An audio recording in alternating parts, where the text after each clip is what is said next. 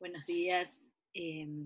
Hoy vamos a revisar varios de los conceptos fundamentales de la antropología de Nicolás de Cusa.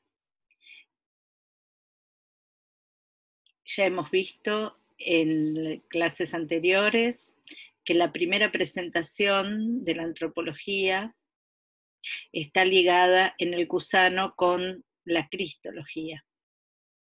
Sin embargo, si la concepción del hombre del cusano ha sido relevante y ha marcado para muchos autores el comienzo de un giro en la reflexión acerca del hombre, no es por ese aspecto, sino más bien por lo que el cusano comienza a plantear a partir de su segunda obra, el de Conjecturis.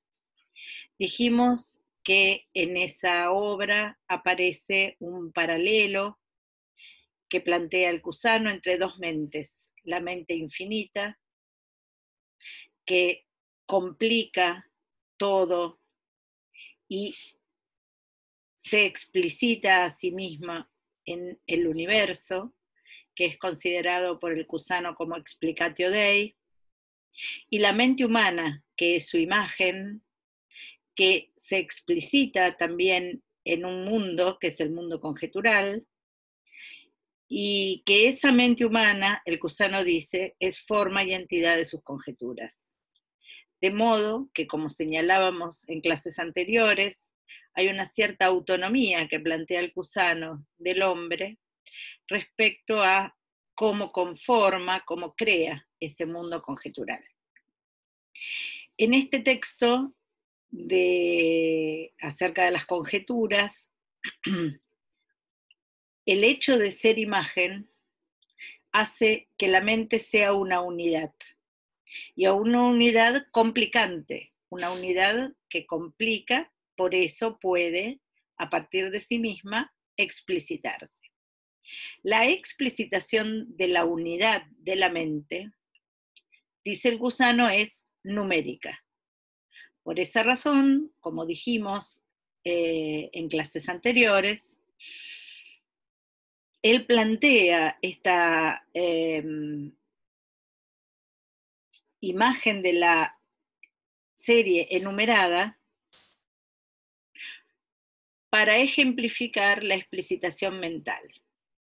Y por eso echa mano de figuras como el tetractis pitagórico, para explicar que esa mente se explicita en 4 unidades y que esas 4 unidades conforman la explicitación total que va desde lo absoluto a lo contracto.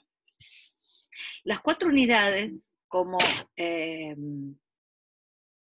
decíamos en las clases anteriores, son llamadas por el cusano Dios, intelecto, alma o razón y la unidad corpórea. Lo que vamos a hacer en esta clase es ir revisando esa característica de la mente como imagen que aparece en De Conjecturis y se repite en otras obras a partir de la lectura de algunos textos cusanos. El primer texto que vamos a leer es el De Conjecturis y es acerca de las 4 unidades. Dice el cusano: la misma mente que supone ella rodea, examina y abraza todo, concluye que ella es un todo, y todo en ella misma, de tal manera que afirme que nada puede haber fuera de ella misma o que escape a su mirada. Por lo tanto, contempla en su semejanza numeral elaborada por ella misma, como en una imagen natural y propia de sí misma, la unidad que es su entidad. Bueno, fíjense cómo en este texto aparece el carácter complicante de la mens, o sea, cómo coimplica o contiene todo, rodea, examina, abraza todo, y lo abraza todo en su unidad. Esa unidad se explicita en lo que aquí se llama la semejanza numeral. En clases anteriores me preguntaban si eso que se explicita a partir de la mente puede ser llamada imagen. Yo respondí que en realidad el Kusano prefiere llamarla explicaciones, despliegue de la mente. Sin embargo, acá aparece la palabra imagen, ligada a eso que se explicita a partir de ella. Pero fíjense que lo que es imagen natural y propia de sí misma es la unidad. En la medida en que hay unidad, la mente refleja su ser imagen. De esta manera, en estas 4 unidades, aparece una gradación de verdad. Cada uno de estos niveles, Dios, el intelecto, el alma o razón y lo corpóreo, aparece para el Kusano ligado a un nivel de la verdad. De hecho, la primera unidad es el nivel de la verdad y es el punto inalcanzable. Este punto más alto que es llamado Dios, como dijimos en clases anteriores, no es Dios en sí mismo, sino que es el punto de unidad que representa la imagen de Dios que la mente es. Ahí está la verdad. Sin embargo, ese punto, que es la unidad misma de la mente y que es llamada Dios, es para la propia mente inalcanzable. Para la mente es inalcanzable su propia unidad. Esa unidad es la verdad, esa unidad es la que llamamos Dios. La primera explicitación es llamada intelecto, y ese es el ámbito de lo verdadero. En el intelecto es concebida para el Kusano la coincidencia de los opuestos. Fíjense que es un ámbito superior a la razón, que es llamada por el Kusano el ámbito de lo verdadero. Lo verdadero no es la verdad, es el ámbito de lo verdadero. Supone ya una explicitación de la verdad, una explicitación de la verdad en la alteridad. Tiene un mínimo de alteridad que la hace aprehensible para nosotros. Y aquí se entiende bien por qué este punto intelectual, que es la perspectiva que adoptó el Kusano en la docta ignorancia, es un punto aprehensible que está más allá de la razón y que es el ámbito de la coincidencia de los opuestos. Dicho de otra manera, el ámbito de la coincidencia de los opuestos es aquel ámbito que es aprehensible para nosotros inalcanzablemente, ignorantemente. Toda la docta ignorancia se maneja en este ámbito, en el ámbito intelectual, en el ámbito de la coincidencia de los opuestos. Por eso se expresa no como la verdad, sino como un discurso verdadero más allá del discurso racional, que se rige por un nuevo principio. Implica ya una explicitación posible de la verdad, aquella en la que la verdad es coincidencia de los opuestos. ¿Y por qué no habla de identidad absoluta? Porque es un ámbito al cual se accede partiendo de la oposición de los opuestos, que está en el ámbito de lo verosímil, de la razón, para ascender a un nivel más alto, que es el ámbito de la coincidencia. La verdad es Dios, inaprehensible. Lo verdadero es el ámbito de la coincidencia de los opuestos, aprehensible ignorantemente. Luego viene el ámbito de la razón, el ámbito de lo verosímil, el ámbito donde los opuestos se presentan en oposición y es regido por el principio de no contradicción aristotélico. Por último, el ámbito de lo corpóreo, que para el Cusano es el ámbito de lo confuso, el ámbito de la sensibilidad. Leemos el texto del De Conjecturis. Ahora bien, todo en Dios es Dios, en la inteligencia intelecto, en el alma alma, en el cuerpo cuerpo, lo cual no es otra cosa que la mente abraza todo, o bien divinamente, o bien intelectualmente, o bien anímicamente, o bien corporalmente. Fíjense cómo cada uno de los niveles encierra todo en su modalidad propia. En el primer nivel de la verdad, Dios, todo es Dios. En el nivel del intelecto, todo es concebido intelectualmente, desde Dios hasta la última piedra.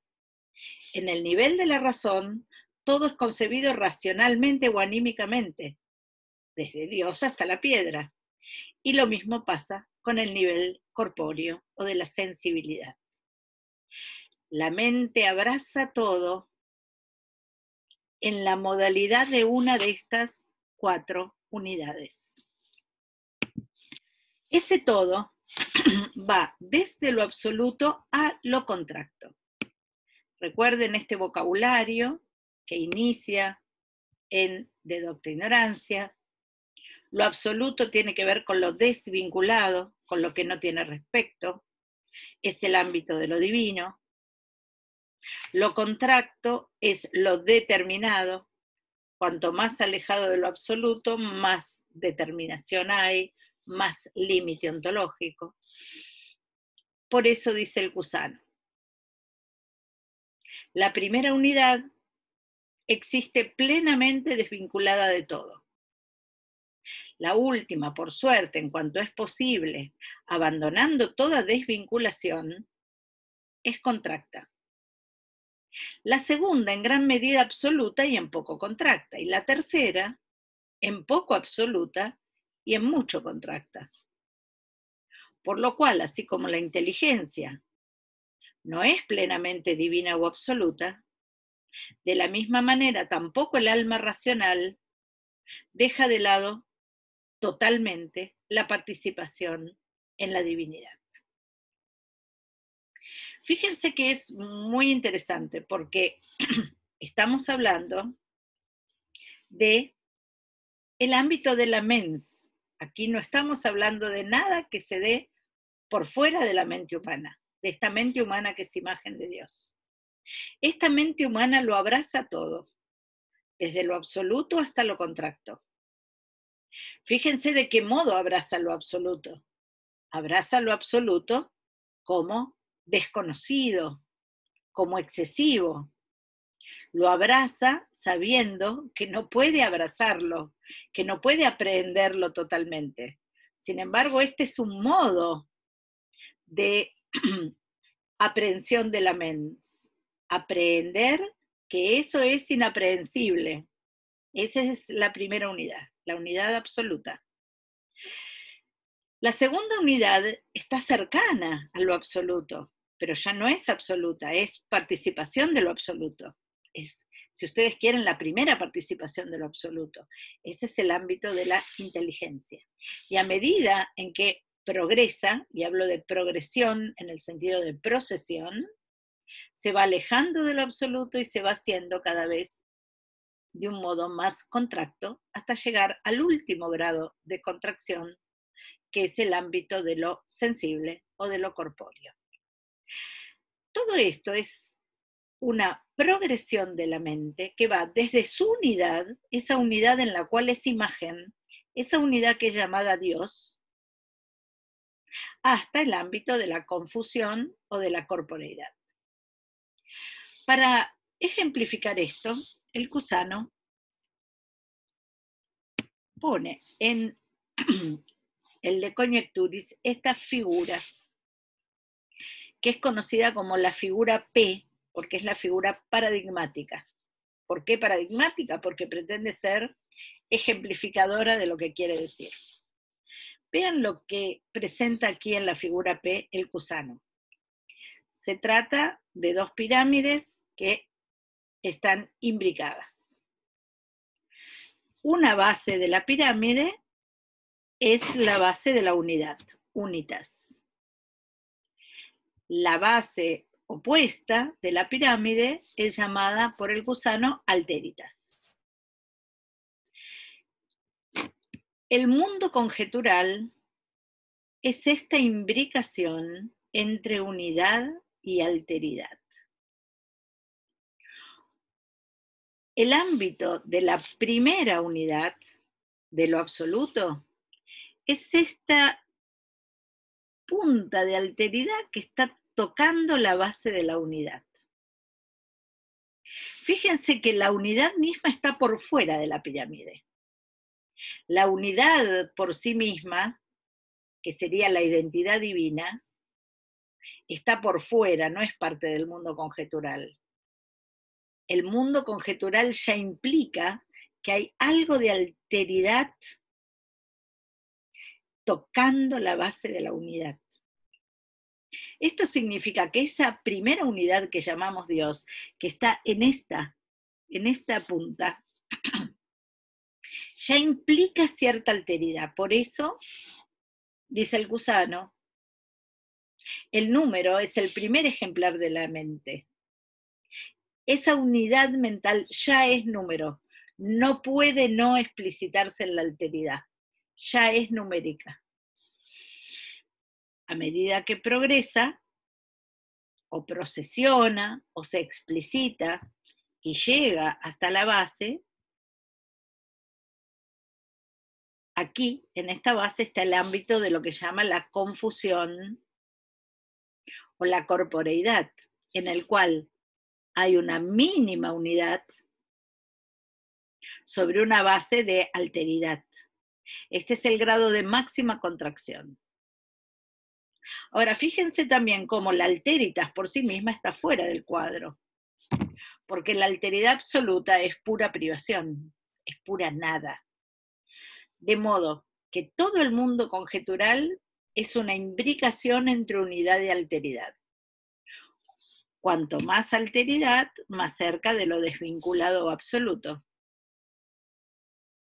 Perdón, cuanto menos alteridad, cuanto más unidad.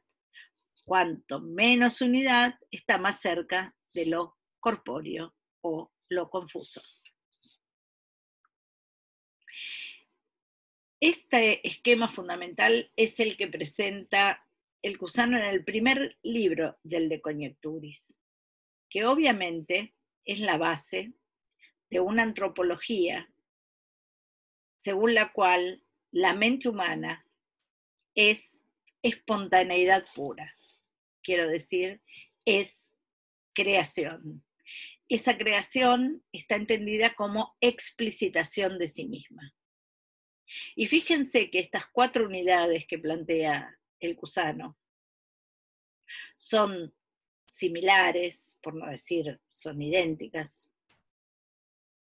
a la explicitación que podríamos llamar ontológica en una doctrina neoplatónica.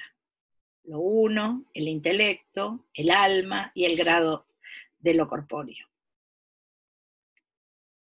Sin embargo, aquí esa procesión no está entendida en términos ontológicos, sino que está entendida en términos mentales, conjeturales. Y esta es parte del giro que representa la doctrina cusana en términos de una propuesta que tiene una base neoplatónica, porque aquí está la noción de procesión, la noción de retorno, pero esa base neoplatónica es entendida sobre todo en términos mentales. En el segundo libro del De Conjecturis, todo este esquema de las 4 unidades cobra un sentido dinámico. Incluso hay otras figuras, además de la figura P que ofrece el Cusano, para explicar cómo se da esa explicitación mental. Hacia el final del libro segundo hay un breve tratado que tiene algunos capítulos, titulado De Homine, es decir, acerca del hombre. Y para comenzar ese breve tratado, el Cusano apela a la figura P, a la figura paradigmática, la que llama la figura primera o prioritaria. Leemos. Dice el Cusano: según el camino habitual, has de pensar al hombre a partir de la unidad de la luz de la naturaleza humana y además de la alteridad de la tiniebla corporal. Y a fin de que lo expliques más precisamente, has de resolverlo en la figura primera. Claramente habrás de intuir las tres regiones del mismo, la ínfima, la media y la suprema. Y las mismas tres se distinguen ternariamente. Volvamos a la figura P, que es aquí la llamada la figura primera o figura prioritaria.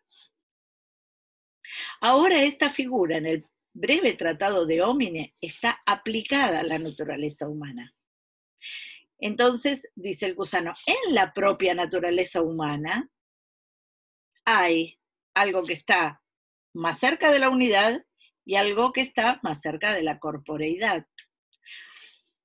Obviamente, aquello que está más cerca de la unidad es la mens, y lo que está más cerca de la alteridad es la corporeidad. Y distingue en la naturaleza humana tres regiones. La región de la mens, obviamente, es la primera, la suprema. La región de lo corpóreo es la ínfima. Y las regiones, la región intermedia es justamente aquellas que unen las funciones anímicas a la corporeidad. Esto, que es presentado así en el breve tratado de Homine, vamos a ver cómo puede leerse a la luz del siguiente texto que vamos a ver, que es el de Mente. Por ahora, veamos cómo el Cusano concibe ya en este mismo De Conjecturis, en el cual el tema fundamental es la explicitación de la mente, un arte conjetural, un mundo conjetural, cómo en ese marco también concibe a la naturaleza humana, no solo como mental, sino también como corpórea. Vamos a ver hasta qué punto esto es relevante para la conformación de su antropología. Sin embargo, en este mismo tratado de Homine, cuando intenta explicitar qué sea el hombre esencialmente, aparece una noción de microcosmos que es muy interesante ligar con la noción de microcosmos que vimos aparecer en el libro tercero de la Docta Ignorancia, porque es ciertamente diferente. Es otra perspectiva de la noción de microcosmos. Leamos el texto. Estamos siempre dentro de este breve tratado titulado De Homine. Dice el Cusano: porque se conjetura que todo es alcanzado por el sentido o por la razón o por el intelecto, y que estas virtudes se complican en su unidad cuando contempla, supone que él puede acceder a todo humanamente. Pues el hombre es Dios, pero no absolutamente, porque es hombre. Por lo tanto, es Dios humano. Asimismo, el hombre es el mundo, pero no todo contractamente, porque es hombre. Por lo tanto, es microcosmos o bien realmente mundo humano. Por tanto, la misma región de la humanidad alcanza a Dios y al universo mundo con su humana potencia. En consecuencia, puede el hombre ser Dios humano, y así en cuanto Dios, humanamente, puede ser ángel humano, bestia humana, león humano, o bien oso o cualquier otro animal. Pues dentro de la potencia de la humanidad, todo existe a su manera. Este es un texto sumamente relevante. En primer lugar, vamos a empezar por el final, que parece ser el fundamento de todo. En la potencia de la humanidad, todo existe humanamente. ¿Recuerdan cuando empezamos la exposición de la docta ignorancia y dijimos, en realidad no hay un tratamiento acerca de la naturaleza humana? Sin embargo, la perspectiva de la docta ignorancia es humaniter. Todo está dicho a la manera humana. Ese es el planteo de la docta ignorancia. Es el modo humano de acceso a la divinidad. Si hay algo que caracteriza la filosofía kusana, es esto. No hay manera de acceder a nada, desde lo absoluto a lo contracto, sino humanamente. No puedo acceder a Dios sino como un Dios humanado. No puedo acceder al mundo sino como un mundo humanado. Uso a propósito este adjetivo, porque es el que usa el kusano, humanatos. Este humano en realidad es humanado, no existe en español, pero es lo que quiere decir. Esto no quiere significar que el hombre hace un Dios a su medida.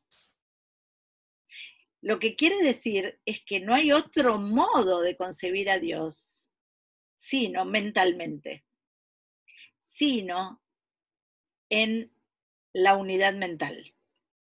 No hay otra manera de concebir al ángel, a la bestia, al león, a la piedra, sino humanamente. Y esto los vuelve humanos. ¿En qué sentido? En el sentido de la asimilación. Al medir en la capacidad de la mente, al proporcionar, para usar el lenguaje de la docta ignorancia, el mundo con el instrumento que tenemos, que es el instrumento numérico, es el instrumento de la proporción, lo asimilamos. ¿Qué quiere decir lo asimilamos? Lo volvemos semejantes a nosotros mismos. Lo volvemos mental. Ahora, ¿qué implica volverlo mental? No implica reflejar el mundo, como si fuéramos un papel en blanco o una tabula rasa. Significa que la mente sale de sí y vuelve así. Toca el mundo y lo vuelve propio. Pero no es el mundo el que determina la forma que tiene en la mente, sino que es la mente quien de alguna manera mentaliza el mundo, lo vuelve mundo humano. De modo que fíjense que aquí hay dos nociones que hacen del hombre un asimilador, o por decirlo de otra manera, Hay dos cosas diferentes que el hombre asimila, por las cuales puede ser llamado de dos modos diferentes. Cuando asimila lo absoluto, lo podemos llamar Deus humanatus, Dios humanado. Cuando asimila el universo, lo llamamos microcosmos. De modo que microcosmos aquí no quiere decir naturaleza media, como hemos visto en el caso de la cristología. Recuerdan que el fundamento de la cristología, el fundamento antropológico de la cristología, era el hecho de que el hombre era una naturaleza media y que encerraba en sí todo el cosmos. Sino que aquí abrazar todo el cosmos quiere decir complicarlo o comprenderlo mentalmente, abrazarlo con la potencia de la mente. Cuando el hombre abraza lo absoluto con la potencia de la mente, está en la primera unidad, es Dios humanado. Cuando abraza el cosmos con la potencia de la mente, puede ser llamado microcosmos. Ciertamente todos estos temas que se presentan de una manera bastante compleja en este tratado que es el de Conjecturis, acaso una de las obras más complejas de Nicolás de Cusa, trata de explicarse en sus fundamentos de un modo más llano en un texto posterior que forma parte de una serie de diálogos que el Cusano escribe en el año 1450, que son los diálogos del idiota. Los diálogos del idiota tienen como personaje principal precisamente el idiota, que quiere decir el ignorante, el iletrado, el laico, que como ustedes podrán sospechar, es para el Cusano el sabio, aquel que sabe que ignora. Y este ignorante o iletrado se enfrenta en estos diálogos a diferentes interlocutores. En los dos primeros diálogos acerca de la sabiduría, a un orador.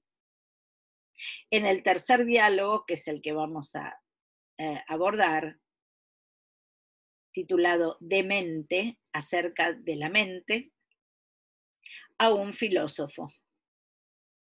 Por supuesto, un filósofo arrogante,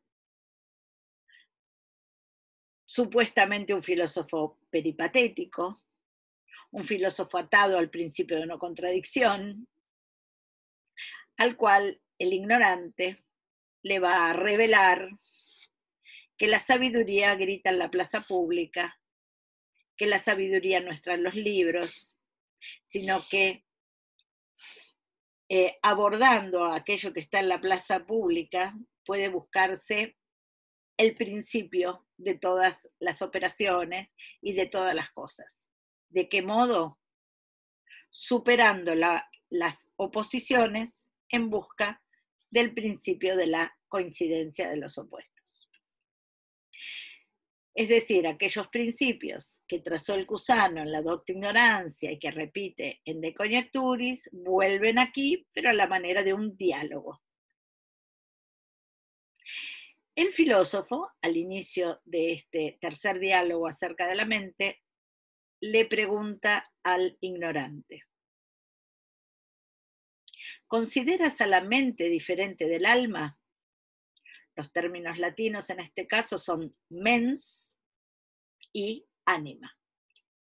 El ignorante responde: ciertamente lo pienso, pues una es la mente que subsiste en sí misma, la otra subsiste en un cuerpo. La mente subsistente en sí misma o es infinita o es imagen de lo infinito. De aquellas, sin embargo, que son imagen de lo infinito, puesto que no son máximas o absolutas, es decir, infinitas en sí subsistentes, admito que algunas pueden animar al cuerpo humano y entonces, por oficio concedo que son almas. Es interesante la puesta a punto de vocabulario que hace el Cusano en este texto. Quiero llamar la atención, en primer lugar, que mens es un término utilizado aquí tanto para la mente infinita, que es una sola, es la mente divina, cuanto para las mentes que son imagen de lo infinito. Lo primero que hay que notar es que el vocabulario es el mismo. Mens es un término que se utiliza para ambas. Esto que había aparecido en el de Conjecturis se repite ahora en el de mente. Usar el mismo término para Dios y para su imagen. Esta mente, que no es infinita, que es imagen de lo infinito, que no es máxima, que no es absoluta, que no es desvinculada, que ya supone algo de alteridad, que no es en sí misma subsistente, puede darse separada del cuerpo o en el cuerpo. Cuando la mente está en el cuerpo, se la llama alma por el oficio, por la función de animar el cuerpo. Cuando la mente está en el cuerpo, se llama alma. Pero hay una manera de concebir esa mente como separada del cuerpo. Y de hecho, el texto termina con un argumento acerca de la inmortalidad del alma, en el cual aquello que subsiste del alma separada del cuerpo es lo que se llama, en sentido estricto, mens. Ya eso que subsiste separado del cuerpo no se llama más alma, sino que se llama mens. En realidad no es la inmortalidad del alma, sino es la inmortalidad de la mens. Es interesante ver el texto así como en pinza, este comienzo y ese final, donde se argumenta acerca de la inmortalidad de la mens, porque el argumento de la inmortalidad es aquel con el cual se inicia la adopta ignorancia.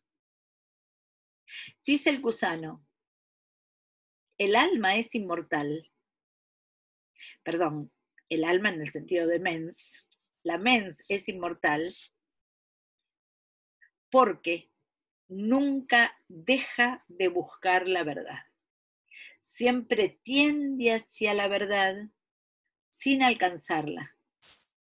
Este movimiento permanente hacia la verdad, este movimiento que puede aparecer como su debilidad porque no alcanza la verdad, es el fundamento de su inmortalidad. Puesto que el movimiento hacia la verdad no cesa, la mente es inmortal. ¿Qué es lo que cesa? Cesa su oficio de alma, su oficio de alma que anima a un cuerpo. Lo que es imago Dei, en este caso, es la mens en su operación propia, esa mens que subsiste aún separada del cuerpo.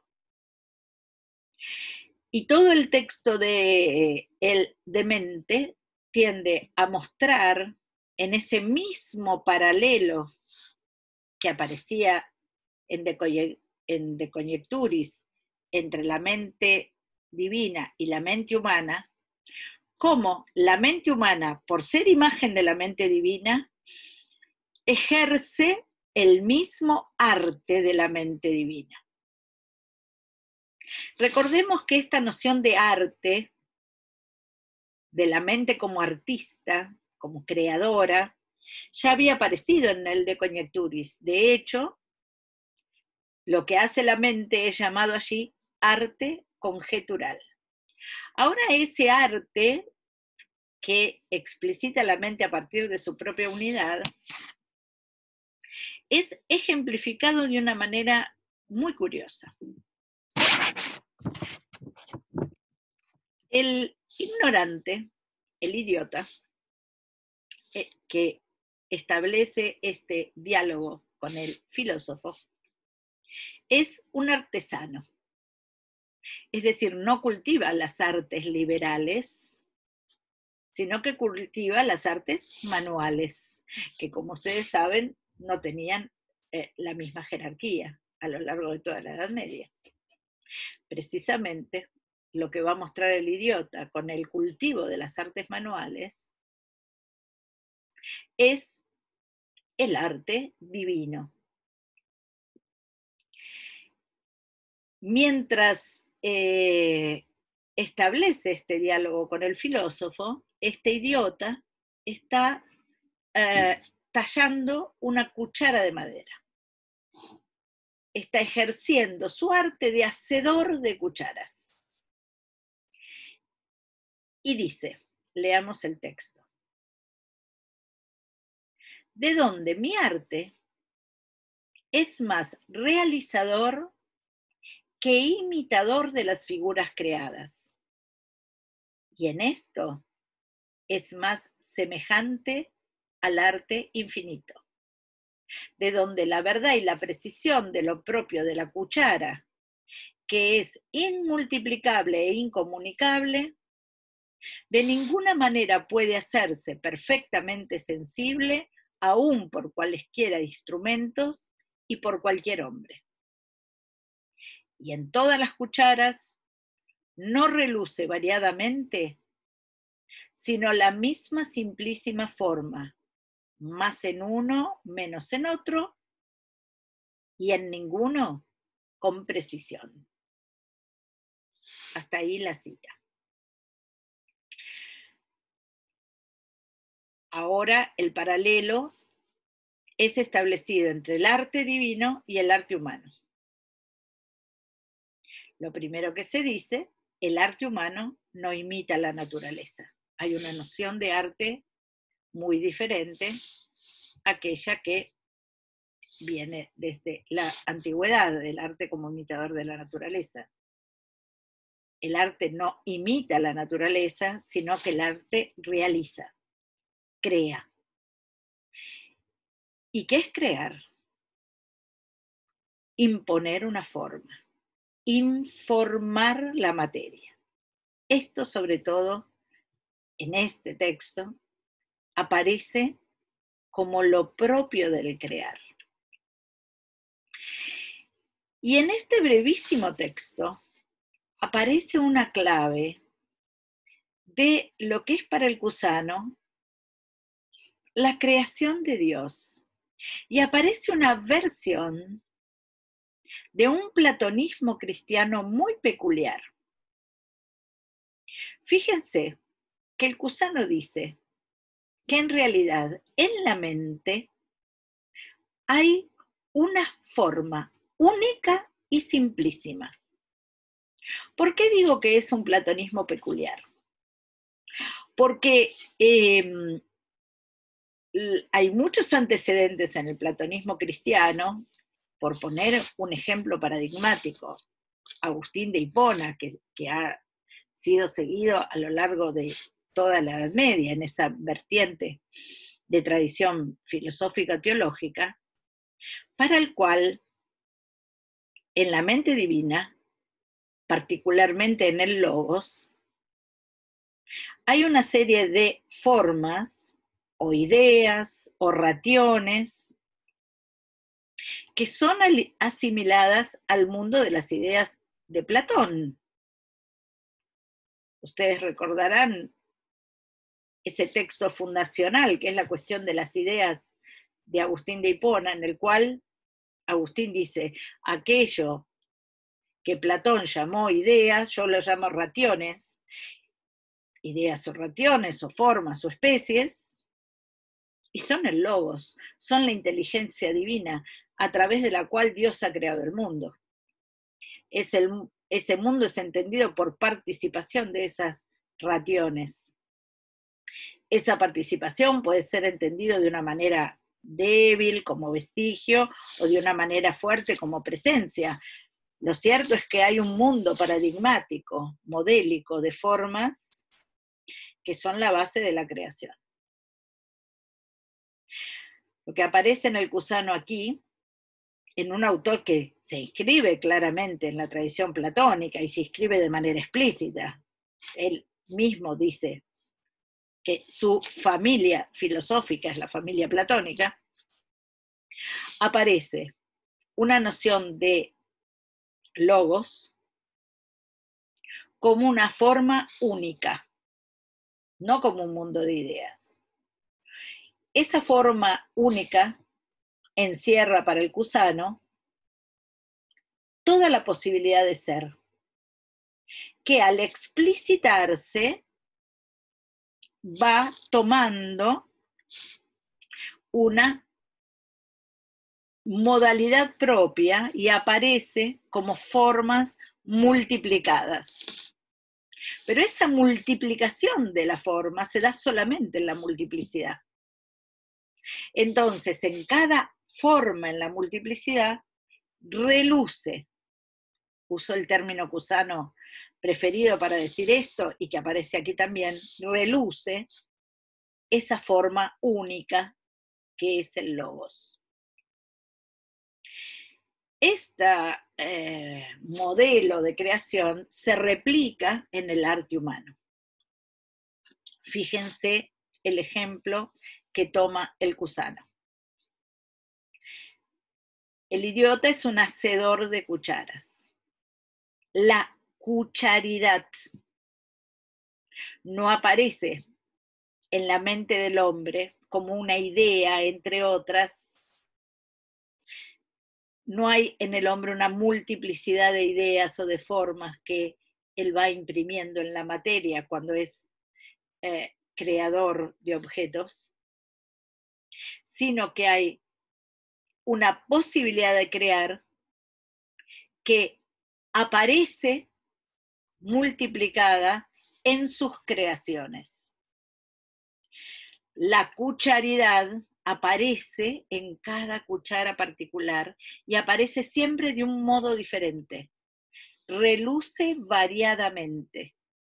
Hay una forma simplísima. Esa forma simplísima es la mente humana, que es imagen de la forma simplísima de la mente divina. Pero así como la forma simplísima de la mente divina encierra la absoluta posibilidad de ser,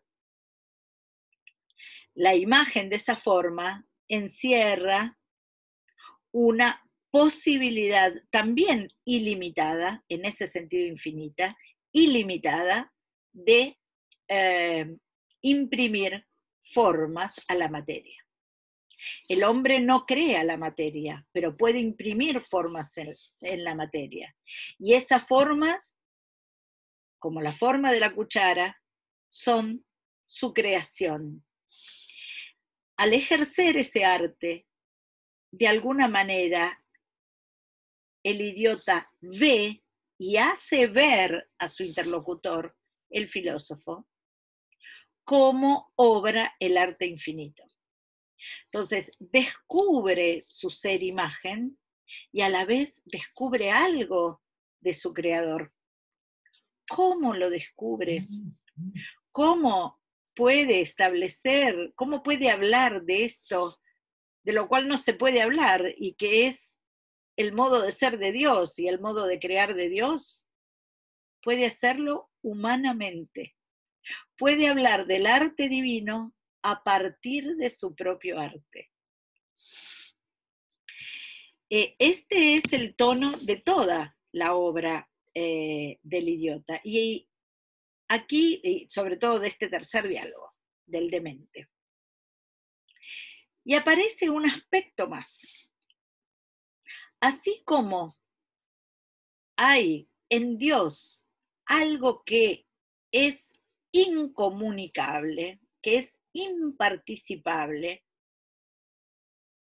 y hay un aspecto de Dios que se participa o se comunica, ese es el universo, comunicación, despliegue de Dios. Hay también en la mente humana un aspecto imparticipable, incomunicable. Es un punto en el que la mente es desconocida hasta para sí misma. Y hay un aspecto comunicable. Ese aspecto comunicable es este aspecto artístico del hombre, hacedor de un mundo de conjeturas, hacedor de un mundo de objetos, del cual él es el autor exclusivo de sus formas. Estos son los objetos artificiales. Entonces, este aspecto de imparticipabilidad y participabilidad, que no es otra cosa de que un aspecto incomunicable y otro comunicable, tiene que ver tanto en Dios como en el hombre con la inagotabilidad de su explicitación. Así como el universo no agota lo que Dios es, por más que Dios se muestre en él, siempre hay un aspecto que se reserva para sí, que no puede explicitarse. De la misma manera, el hombre tiene un aspecto que es incomunicable, que nunca podrá explicitarse en sus conjeturas o en los objetos de su creación.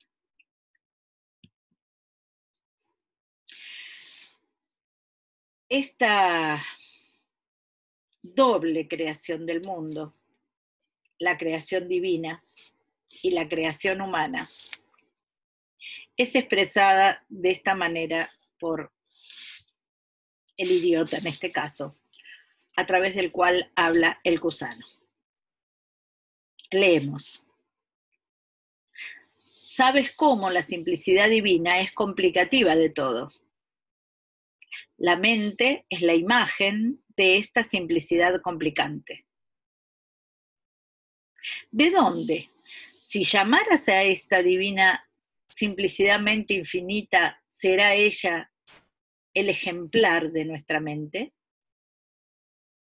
Si llamas a la mente divina universalidad de la verdad de las cosas, a la mente nuestra le dirás universalidad de la asimilación de las cosas, de modo que sea la universalidad de las nociones. La concepción de la mente divina es la producción de las cosas. La concepción de nuestra mente es la noción de las cosas. Si la mente divina es entidad absoluta, entonces su concepción es la creación de los entes. Y la concepción de nuestra mente es la asimilación de los entes. Pues lo que conviene a la mente divina en cuanto infinita verdad, a nuestra mente conviene como la imagen próxima de aquella. Si todo está en la mente divina como en su precisa y propia verdad, todo está en nuestra mente como en la imagen o semejanza de la propia verdad. Esto es, nocionalmente.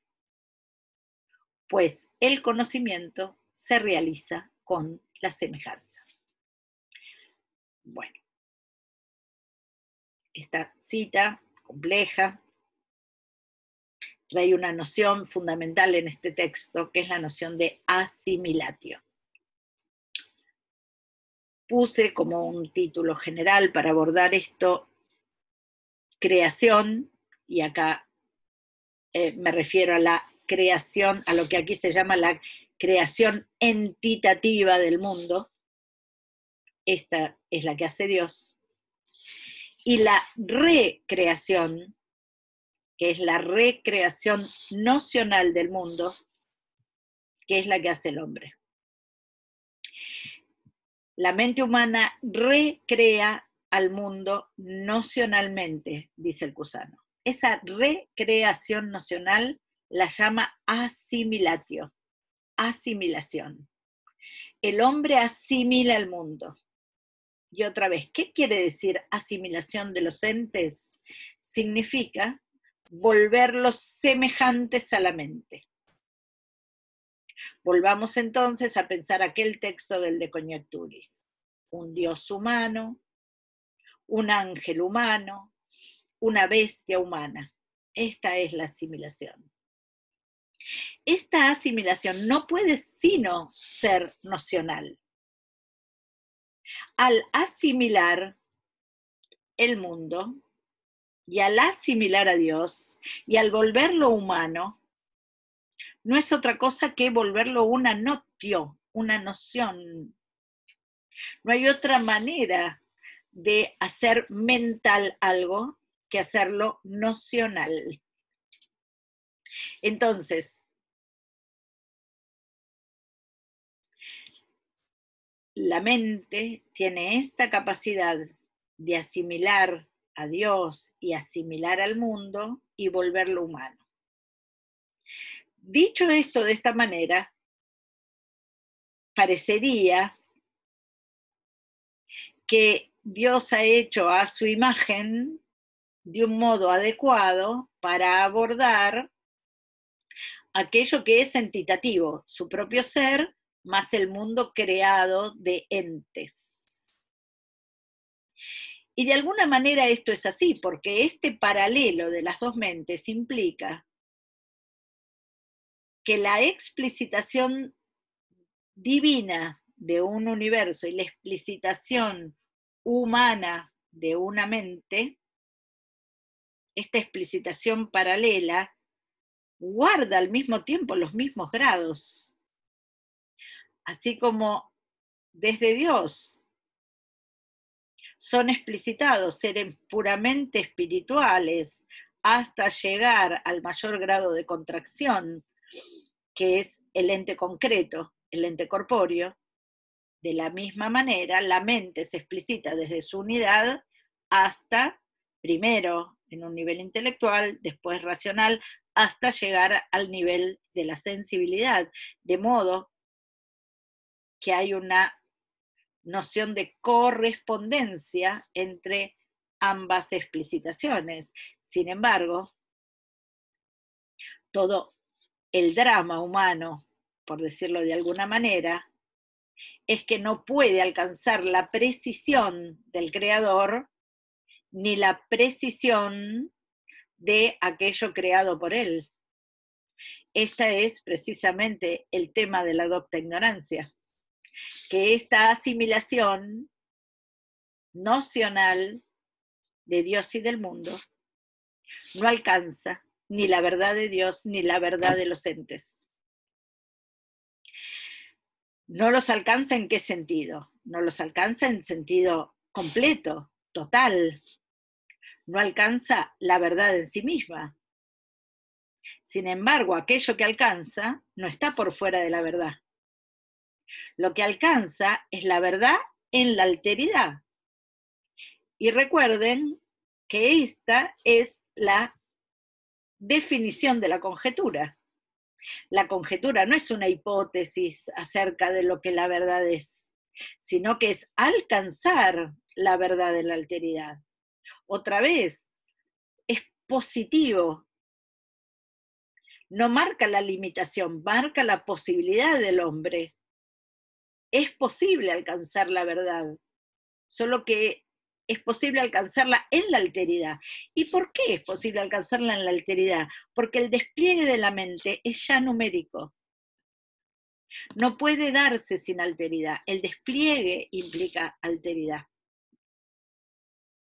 De modo que aquello que no podemos alcanzar en sí mismo es la verdad absoluta, esa que es completamente desvinculada, tal como se da en sí, Dios, y tal como se da en la acuidad absoluta de los entes, donde también es desvinculada, porque allí es la presencia de Dios en el ente.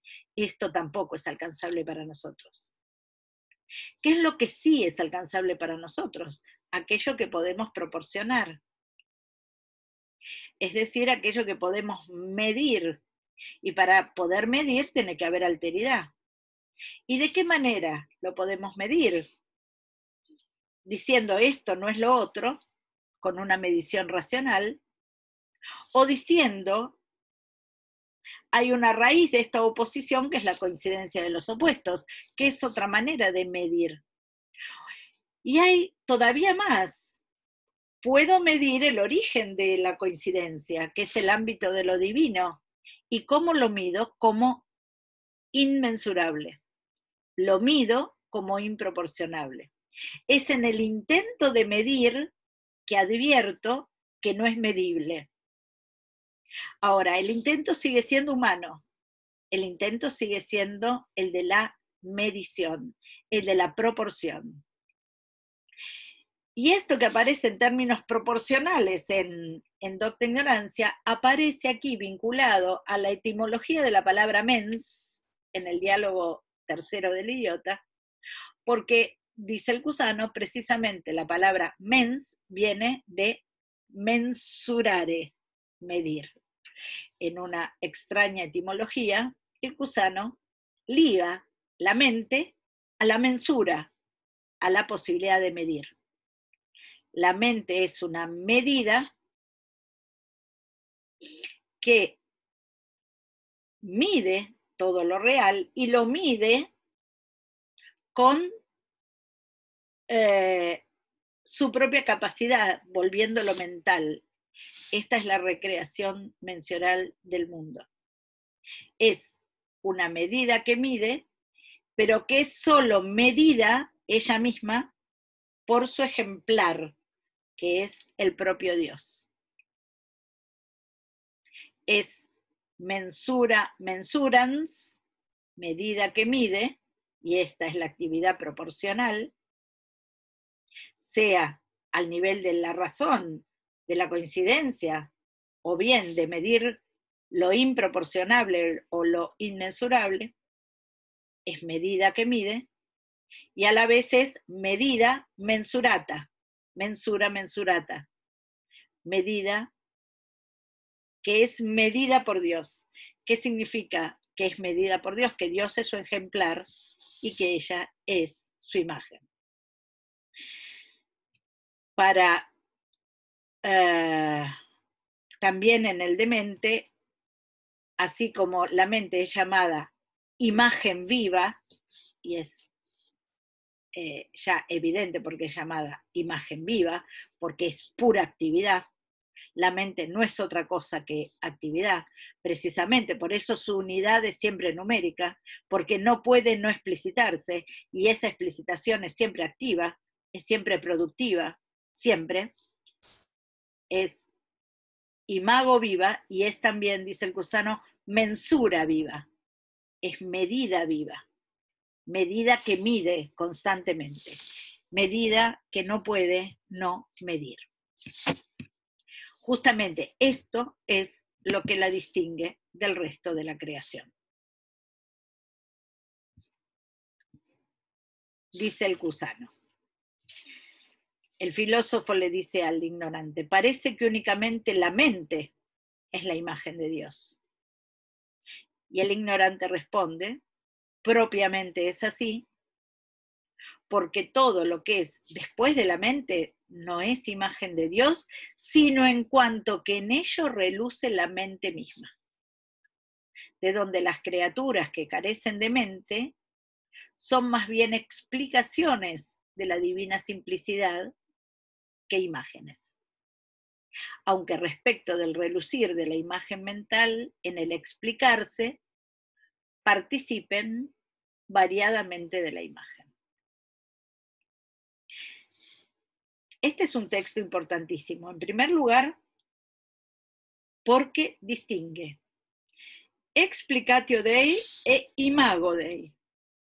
Mientras el mundo, el universo todo es explicitación de Dios, solo la mente es imagen de Dios.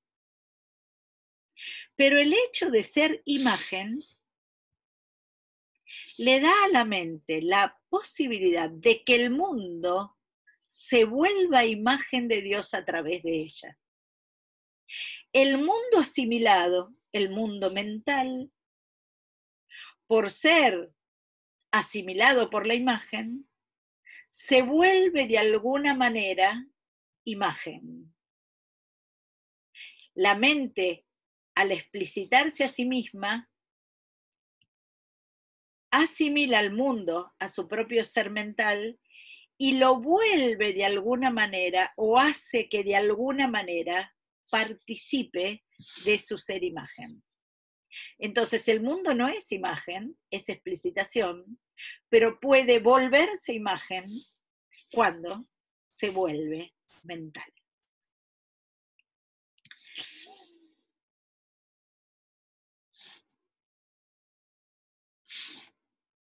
Unos años después del demente, en un texto que el Cusano comienza a escribir en 1454 y termina en 1458, aparece nuevamente este tema.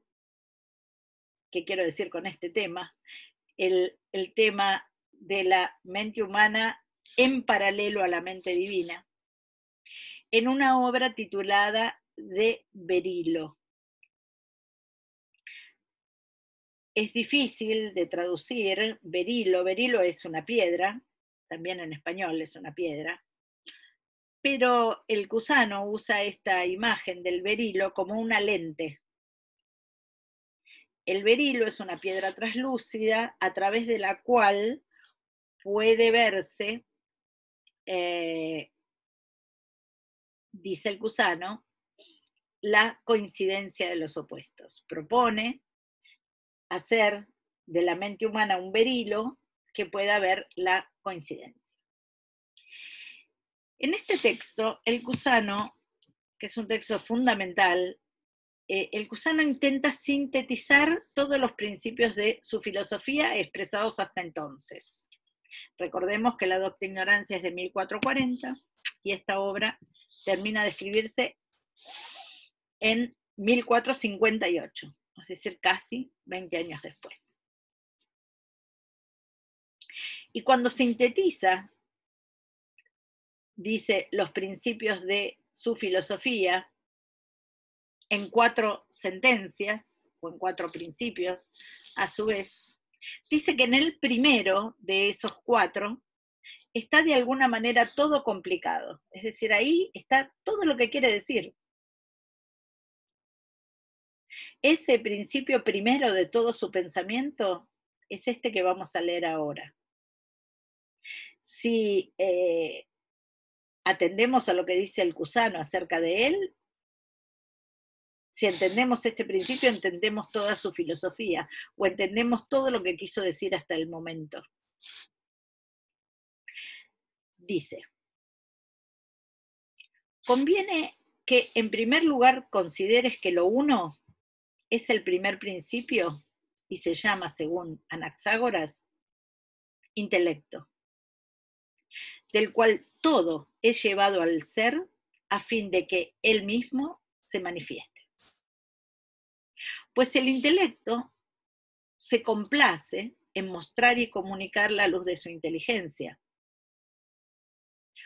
Por lo tanto, el intelecto hacedor, porque se constituye fin de sus obras para que su gloria se manifieste de manera evidente, crea las sustancias cognoscitivas que pueden ver su verdad, y a ellas se brinda el mismo hacedor en modo tal que puedan captarlo como visible.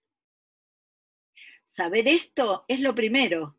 En ello, todo lo que se ha de decir está contenido complicadamente. Fin de la cita. Empecemos por el final. Lo dicho, él dice que si entendemos esto, que es lo primero que hay que entender, ahí está todo de manera complicada, contenida. Es decir, que todo lo que se va a decir es explicitación de esto primero que se dice aquí. ¿Y qué es lo que se dice? Que el principio primero, es decir, Dios, debe ser llamado de 2 modos, uno e intelecto. Fíjense cómo aparece aquí un tópico que hemos visto en Eckhart y que es deudor de toda una tradición, que es considerar que la unidad del primer principio es una unidad intelectual. Aquí, como allí, ser un principio intelectual significa ser productivo. El intelecto es sinónimo de producción. Esa producción aquí se llama comunicación. El intelecto no puede no comunicar. Lo propio del intelecto es comunicar. Esa comunicación, su mostración, es lo que llamamos teofanía, es decir, Dios haciéndose visible, mostrándose. Ahora, para que esa mostración de este intelecto infinito tenga sentido, dice aquí, Dios crea sustancias cognoscitivas, es decir, otro intelecto, que pueda ver esto que se hace visible. Si no, ¿cuál es el fin de la comunicación? El fin de la comunicación es comunicar a alguien. Ese alguien que puede ver lo que se comunica debe ser también un intelecto. Fíjense otra vez el paralelo. Hay un intelecto hacedor, Dios, y está su imagen, otro intelecto. Aquí intelecto es sinónimo de mens, no como facultad, sino como mens. Otro intelecto que pueda ver esta explicitación, que pueda ver lo visible de Dios, que es el universo. ¿Qué es el universo? Dios haciéndose visible. Dios comunicándose. Ahora, esa comunicación no agota el ser de Dios. Siempre volvemos al mismo tópico. Por eso, el hombre puede ver esa verdad que se explicita en la alteridad y puede captarla en la alteridad, pero nunca en sí misma. Aquí hay una idea de mundo hecho para el hombre. La creación está hecha para el hombre. Si no hubiera hombre, no habría creación. La creación, la comunicación del intelecto divino es para el intelecto humano. Saber esto es lo primero. Todo se reduce a esto. Un intelecto hacedor y su explicatio. Un intelecto que es imagen, que puede ver y medir esta explicatio Dei. A partir de esto, se expresan como tercer y cuarto principio, no vamos a hacer alusión al segundo, que es relativo a qué es cognoscible. Se expresan como tercer y cuarto principio dos principios puramente antropológicos.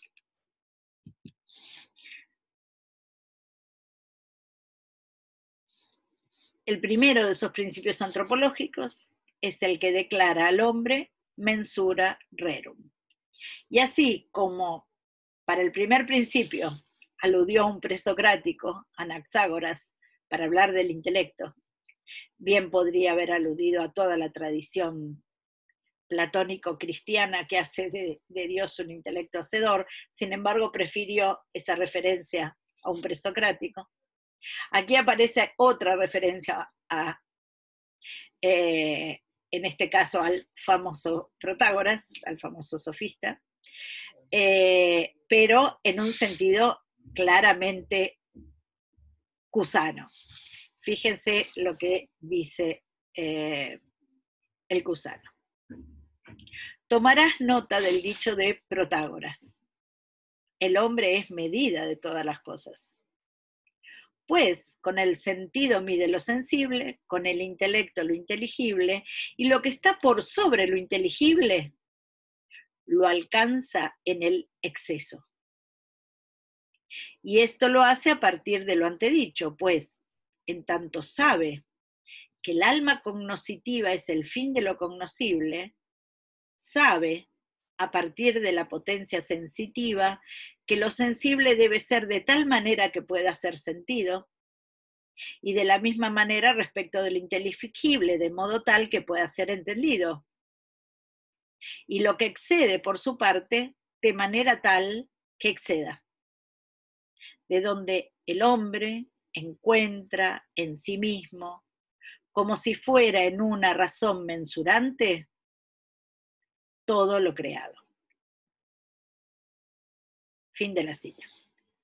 Otra vez, la noción de mensura, aquella noción de proporcio que apareció en el comienzo de la doctrina ignorancia. El hombre es medida de las cosas. ¿Por qué? Porque solo él mide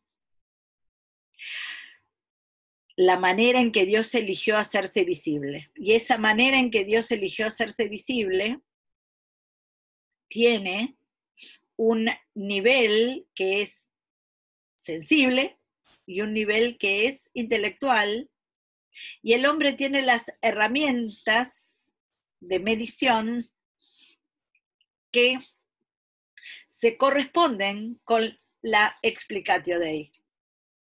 Si hay algo sensible en la realidad entitativa es porque puede ser sentido.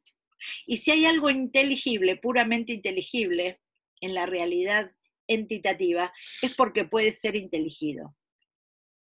Y si hay algo excesivo, fíjense esta palabra excessum, que es tan cara a la tradición de la vía apofática, si hay algo que es excesivo, que está más allá del ser limitado, esta mente puede alcanzarlo en el exceso, o sea, puede medirlo como excesivo. ¿Qué es medirlo como excesivo? Medirlo como no medible. Pero esta es una manera de medirlo, como no medible. El hombre es medida de todas las cosas. Desde Dios hasta la piedra. El hombre mide todo. Lo medible como medible y lo inmedible o inconmensurable como inconmensurable. La siguiente, la segunda fórmula o sentencia antropológica es la siguiente. El hombre es segundo Dios. Y aquí hay una alusión a una fuente que el Cusano considera anterior aún a los griegos, que es Hermes Trismegisto. Sabemos nosotros que no se trata de una fuente anterior a los griegos, que se trata de una alusión al corpus hermético, sobre todo al texto del Asclepio, que conocía el Cusano, que es del siglo II después de Cristo. Sin embargo, él mismo creía que era una tradición antiquísima egipcia anterior a Platón, de la cual Platón mismo se había nutrido. Entonces hay otra vez una vuelta a los antiguos de los antiguos, y dice entonces el Cusano. Hermes Trismegisto dice que el hombre es un segundo Dios. Pues así como Dios es creador de los entes reales y de las formas naturales, de la misma manera el hombre es creador de los entes racionales y de las formas artificiales, que no son sino similitudes de su propio intelecto. De la misma forma que las criaturas de Dios son similitudes del intelecto divino. Por eso el hombre posee intelecto, el cual, en cuanto crea, es similitud del intelecto divino.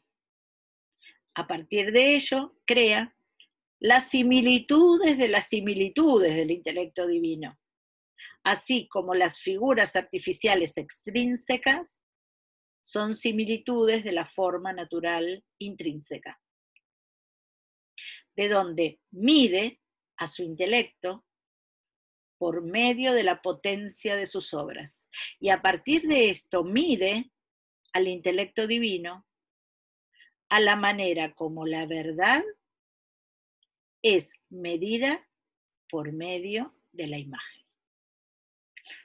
Fin de la cita. El hombre medida de todas las cosas y el hombre segundo Dios parecen decir lo mismo, y sin embargo hay algún aspecto que puede distinguirse. Obviamente el hombre como segundo Dios también mide, pero ¿qué lo hace ser llamado segundo Dios? Que no solo mide, sino que crea formas. Esas formas que crea son las formas artificiales. No solamente asimila el mundo a su medida, lo vuelve mundo humano, sino que además imprime formas en la materia.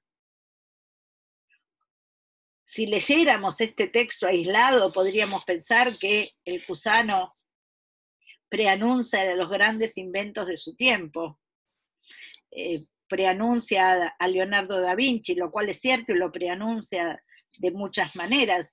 Sin embargo, está pensando en la cuchara del idiota.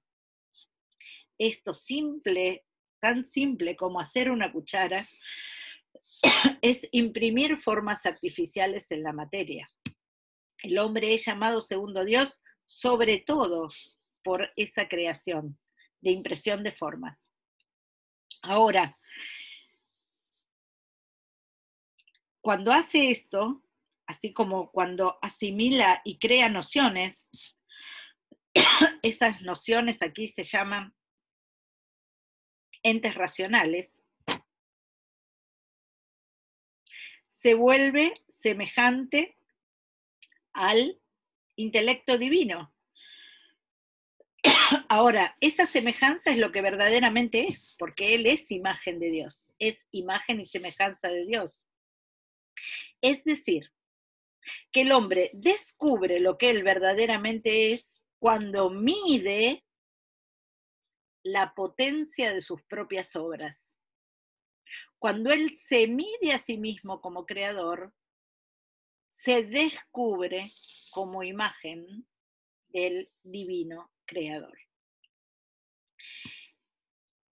Medirse a sí mismo como creador es medir de algún modo el intelecto divino. ¿Cómo lo mide? Nuevamente, lo mide como inconmensurable. Mide a su intelecto, a su propio intelecto, por la potencia de sus obras, y a partir de medirse a sí mismo en su obrar, mide de alguna manera, se le vuelve alcanzable de algún modo el arte del intelecto divino, alcanzable de algún modo, sabemos que inaccesible en sí mismo. ¿Qué es hacer esto? Medir la verdad por medio de la imagen. En este caso, la verdad es Dios, la imagen es la mente o intelecto humano. Ahora, ¿cómo puede medir la verdad la imagen? Como el polígono inscripto en el círculo,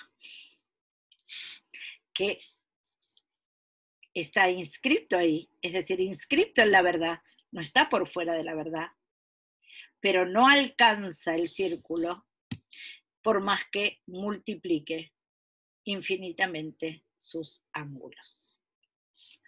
Bueno, en nuestro próximo encuentro retomaremos todos estos temas.